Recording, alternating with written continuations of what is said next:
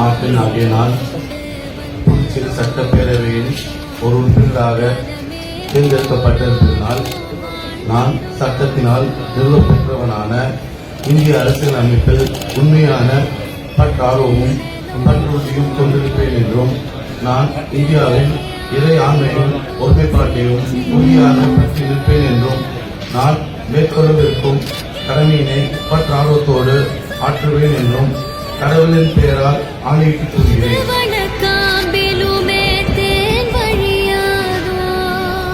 புதுச்சேரியில் 16வது சட்டப்பேரவை கூடியதை தொடர்ந்து முதலமைச்சர் மற்றும் அவரது கட்சியை சேர்ந்த சட்டமன்ற உறுப்பினர்கள் ஒருவர் பின் ஒருவராக பதவி ஏற்றுக் கொண்டனர். ஏஎன்ஆர்சி, பாஜக, திமுக, சுயேட்சை வேட்பாளர்கள் என அடுத்தடுத்து சட்டமன்ற உறுப்பினர்கள் அவர்களது சொந்த மொழியில் பதவி பிரமாணம் செய்து கொள்ளக்கூடிய காட்சியை தான் பார்த்துக் கொண்டிருக்கிறோம். அதன் வரிசையில் புதுச்சேரி சட்டமன்ற உறுப்பினராக லட்சிய ஜனநாயக கட்சி சார்பில் போட்டியிட்டு வெற்றி பெற்ற ஜோஸ் சார்லஸ் மார்டின் முறைப்படி பதவி ஏற்றுக் கொண்டார்.